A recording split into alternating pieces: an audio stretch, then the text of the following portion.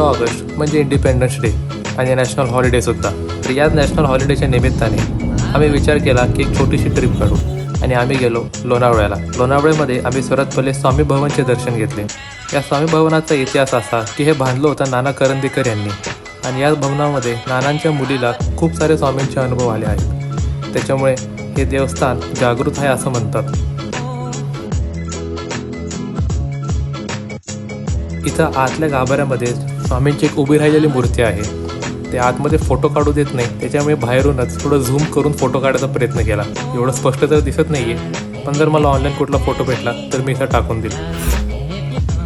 तर स्वामी भवनाचं दर्शन घेऊन आम्ही पुढे निघालो नारायणी मठ बघायला. नारायणी मठ हे खूप भव्य दिव्य आणि सुंदर आहे. नारायणी मठामध्ये घुसतात एक खूप मोठं कारंजे दिसतं. या कारंजाच्या आजूबाजू फोटो काढून आम्ही पुढे मेन मंदिरामध्ये गेलो. मेन मंदिरामध्ये सर्वात मधोमध आपल्या नारायणी माताची मूर्ती दिसते.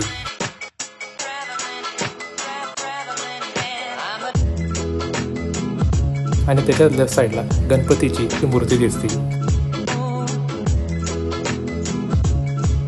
आणि राईट साईडला हनुमानाची मूर्ती दिसते. या मंदिराच्या सिलिंगवरती सुद्धा खूप रेखीव काम केलं गेलं आहे. या मंदिराची सुंदरता बघूनच कोणताही माणूस अचंबित होतो. आणि असं या मंदिराचं दर्शन घेऊन आम्ही आमची छोटीशी ट्रिप संपवून परत पुण्याला निघालो.